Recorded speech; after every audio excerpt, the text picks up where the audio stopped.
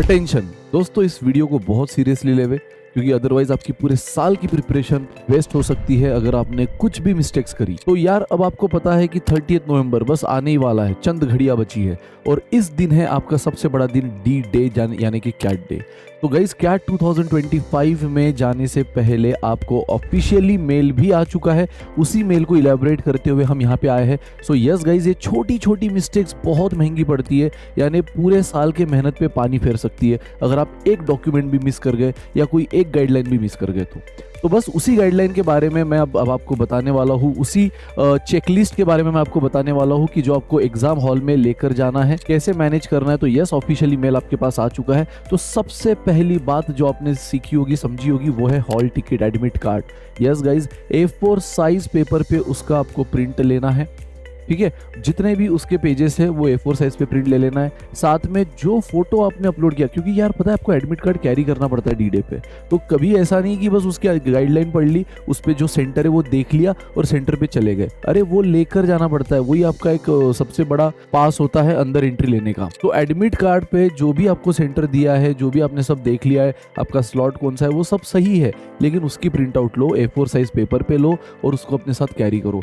साथ में जो फोटो आपने अपलोड किया था फॉर्म फिलिंग के समय, वही फोटो वहाँ पेस्ट करना होता है, तो वो भी अपने साथ हार्ड कॉपी फॉर्म में लेकर जाना है आपको, ठीक है। हो सके तो वही पेस्ट करो या वहाँ जाके पेस्ट करो, लेकिन आपको अपने साथ कैरी जरूर करना है। अगर आपने यहाँ पे एडमिट कार्ड में पेस्ट कर भी दिया है तो वहाँ अपने साथ कैरी जरूर करना। सो यस गाइज, ये है सबसे इंपॉर्टेंट कि एडमिट कार्ड A4 साइज पे प्रिंट लेना है, साथ में उसको अपने साथ कैरी भी करना है। और विथ दैट फोटोग्राफ, अभी लेटेस्ट में सर एकदम बढ़िया वाला फोटो लिया है, वो वाला नहीं जो आपने अपलोड किया है, उसी फोटो को लेना, वहीं से क्रॉस वेरीफाई करेंगे, ठीक है। तो साथ में भी लेकर जाना और वहाँ पे जहाँ पे उन्होंने एक डेजिग्नेटेड प्लेस बताई है उस फॉर्म पे, वहाँ पे उस एडमिट कार्ड पे, वहाँ पे आपको पेस्ट भी करना है। तो यस गाइज, ये हो गया आपका सबसे इंपॉर्टेंट एडमिट कार्ड। सेकंड आता है आपका आईडी प्रूफ। यस गाइज, जो भी आईडी प्रूफ है, गवर्नमेंट अप्रूव्ड आईडी प्रूफ, फिर वो आपका पैन कार्ड हो सकता है, आधार कार्ड हो सकता है जिसमें आपका फोटो शो हो, पासपोर्ट हो सकता है, ड्राइविंग लाइसेंस हो सकता है, ठीक है। सो वोटर आईडी हो सकता है, जो भी आपका official government approved ID proof है वो भी आपको साथ में कैरी करना है।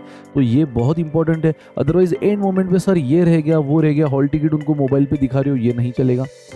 साथ ही में सर हम तो आईडी प्रूफ लाए नहीं है, मोबाइल पे आपको दिखा दे, ये देखो यार, ये सेंटर बहुत ही ज़्यादा स्ट्रिक्ट होते हैं, तो फिर ये चीज़ें अप्रूव नहीं करते और फिर हम उन पे ब्लेम करते कि यार सर ये तो क्या बात हो गई, हम दिखा रहे फिर भी वो अंदर जाने नहीं दे रहे।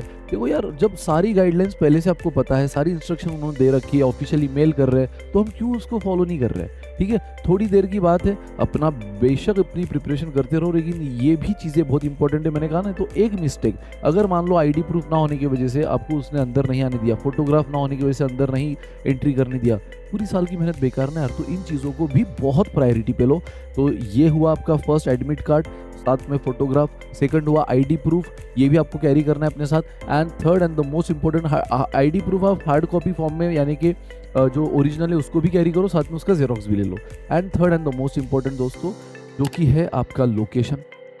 लोकेशन दोस्तों आपको डेफिनेटली समझा होगा अपने हॉल टिकट से कि आपका लोकेशन क्या है, लेकिन उसको एटलीस्ट एक दिन पहले, अगर आप सेम सिटी में रहते हो ना, सेम सिटी में और उसी सिटी में आपका लोकेशन है, तो मैं तो बोलूँगा जो आपका स्लॉट है ना, उस स्लॉट के टाइम पे, उस स्लॉट के पहले पहले जो भी आपका रिपोर्टिंग टाइम होगा, उसके पहले पहले एक बार चेक कर लेना ट्रैफिक कैसा है ना। एक दिन पहले ट्रैफिक कैसा है, किस हिसाब से आपको टाइम लग रहा है वो चेक कर लेना। मॉर्निंग होगा तो मॉर्निंग टाइम में, आफ्टरनून होगा तो आफ्टरनून टाइम में, इवनिंग होगा तो इवनिंग टाइम में, वो ज़रूर एक बार चेक कर लेना यार कि आपका ट्रैफिक, क्योंकि आपको उससे एक आइडिया आएगी कि कितने पहले निकलना है।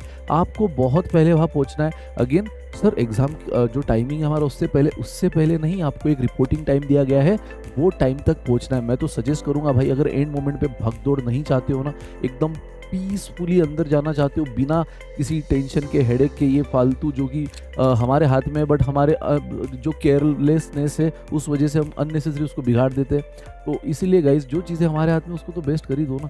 ये डॉक्यूमेंट को कैरी करना, समय पे पहुंचना, ये तो हमारे हाथ में। तो इन चीज़ों को पहले से प्लान कर लो, एक दिन पहले। अब आपने देख लिया अभी ट्रैफिक तो कुछ नहीं, अरे यार आधा घंटा बता रहा है। सेकंड डे आप जब जा रहे हो, आपका आफ्टरनून स्लॉट या इवनिंग स्लॉट है, सारे मतलब ट्रैफिक तभी होती है और तब आपको लग गया सवा घंटा। आपने आधे घंटे की कैलकुलेशन से गए थे, लेकिन उस मोमेंट पे आप सवा घंटा ले लिए। तो इसलिए मैं तो सजेस्ट करूँगा कि जो भी लॉजिस्टिक है ना, वो वेल बिफोर प्लान करो और आपका एक दिन पहले वो गूगल मैप पे चेक ज़रूर कर लो कि जो आपके स्लॉट का टाइम ज़ोन है, उस ज़ोन में अगर आप जाओ तो कितना टाइम ले रहा है। और मैं तो बोलूँ उससे भी सेफ साइड आधा घंटा पहले निकलो, आधा घंटा पहले निकलो, वहाँ जाके रिलैक्स करो। इनफैक्ट जितना रिलैक्स रहोगे अंदर उतना मेंटली आप, नहीं तो एंड मोमेंट पे जा रहे हो और सीधा एंट्री ले रहे हो, लाइन में खड़े हो, तो वो एक पैनिक लेवल और बढ़ाती है। पहुँचोगे, थोड़ा रिलैक्स करोगे, चिल करोगे, वैसे ही आप कूल डाउन थोड़ा हो जाओगे, तो ये इम्पैक्ट करेगा आपके एग्जाम में, आपके माइंडसेट पे भी। तो यार ये तो बहुत इंपॉर्टेंट बातें होती है कि पहले से अपना लॉजिस्टिक प्लान कर लो। अगर आप दूसरे सिटी में हो तो एक दिन पहले ही वहाँ जाकर पहुँच जाओ, है ना, जैसे भी होटल में रहना या जैसे आपको कोई रिलेटिव्स है, वॉट एवर इट इज़, लेकिन सही ढंग से उसको प्लान करो, ठीक है। और रिपोर्टिंग टाइम के पहले पहुँचो, एग्जाम टाइम के नहीं, रिपोर्टिंग टाइम के तक पहुँचना ज़रूरी है, बट उससे पहले पहुँचो, सो दैट आप एकदम मेंटली रिलैक्स, कूल और काम रहोगे। तो यार ये हुई 3 बातें अब तक जो मैंने बताई आपको टोटल, लेकिन आप बोलोगे सर 6 बातें आई थी। यस, टोटल 6 पॉइंटर्स थे, 6 चेकलिस्ट थी जो आपको देखना होती है। तो पहला तो admit card with photograph, second is ID proof, third is location, उसका बराबर से प्लानिंग। सर तो बचे हुए 3 क्या? बचे हुए 3 जानने के लिए चलते हैं हम जूही मैम के पास। जूही मैम बताएगी आपको कि उन 3 चेकलिस्ट पे आपको क्या क्या चेक करना है और किस हिसाब से अपना प्लान करना है। Thank you so much Vineet sir. There are some more instructions that you should follow. तो देखिए, जब आप सेंटर पे जाएं तो इंश्योर करिए कि अपने साथ कोई भी एक्सपेंसिव आइटम ना लेके जाएं। ज्वेलरी तो खासकर उतार के जाइए, क्योंकि कई सेंटर्स में क्या होता है कि क्लॉक रूम्स अवेलेबल ही नहीं होते, और अगर क्लॉक रूम्स अवेलेबल भी हैं तो आप ज्वेलरी जैसी एक्सपेंसिव चीज़ को वहाँ रखें, that's not a good idea. पूरे एग्ज़ाम में आपके दिमाग में चिंता बनी रहेगी, और आप कई बार अपने साथ फैमिली या फ्रेंड्स को लेकर भी जाते हैं तो भी अननेसेसरीली का लास्ट मिनट प्रेशर ले रहे हैं to take off your jewellery and to break the line, submit your valuable items to the concerned person. So don't take any stress at the last moment.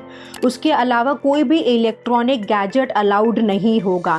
Car keys का ध्यान रखिएगा, वो भी allowed नहीं होती। Girls please where simple scrunchies और rubber bands. जो clutchers या क्लॉ क्लिप्स होते हैं वो भी आप पहन के ना जाएं। Don't wear thick sold shoes. ऐसा कोई जैकेट जिसमें बहुत सारी पॉकेट्स हो ना पहने, राइट। कोशिश करिए कि जो आपके स्वेट शर्ट या जैकेट आप पहन के जा रहे हैं वो प्लेन हो, राइट, उस पर कुछ लिखा हुआ ना हो। मेटल का कोई भी आइटम अलाउड नहीं होगा, इसका खास ध्यान आप रखें। Pencil, paper, nothing will be allowed. आप एक पानी की बॉटल ज़रूर कैरी कर सकते हैं, पर वो भी ट्रांसपेरेंट प्लास्टिक की वाटर बॉटल रखिएगा, क्योंकि कई बार क्या होता है कि आपको कई ऊपर सीढ़ी चढ़ के गए और गला सूख गया, आपको पानी की ज़रूरत पड़ी, फिर अगर आप अपनी सीट छोड़ के जाते हैं for all the bio breaks तो आपको फिर रीफ्रेश किया जाएगा। That will be again spoiling good time of yours. So that's again not a wise thing to do. So ध्यान रखिएगा, no expensive jewelry, no metal items, no thick sole shoes, no claw clips, right? Don't just wear them from your home, right? घर से ही पहन के ना निकले, ताकि last minute कोई भी स्ट्रेस, कोई भी प्रेशर आप पे ना रहे। उसके बाद जब आप एग्ज़ाम पे पहुंचते हैं तो पेपर शुरू होने से पहले आपको एक बुकलेट दे दी जाती है, जैसे स्क्रैच पेपर वर्कबुक टाइप। उसमें अपना नाम और अपना एप्लीकेशन नंबर लिख लीजिएगा।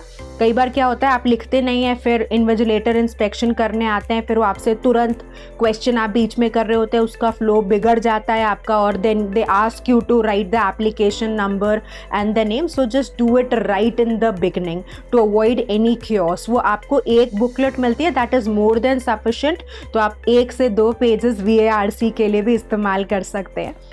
Next important thing, like I told you before, for any bio break, please avoid that. So reach your center well before time, go to the restroom, have sufficient water so that you are in a calm state and you remain untroubled in the next 2 hours of yours, right? Exam के बीच में गला सूखे और आप पानी ना लेके जाए, मैंने शुरू में भी कहा, एक प्लास्टिक की ट्रांसपेरेंट वाटर बॉटल ज़रूर लेकर जाइएगा, क्योंकि एक बार आपने बायो ब्रेक लिया तो फिर आपको रिफ्रेश करेंगे, which is again going to kill good time of yours, right? So now take care of all these instructions. We wish you all the success. और इन सब के अलावा अपने साथ लेके जाइएगा दृढ़ आत्मविश्वास, right? Go and chase your dreams, don't think anything accept success. We wish you all the happiness, all the success in your exam. Vijay Bhav, God bless you from the entire team of MBA Wala. All the very best.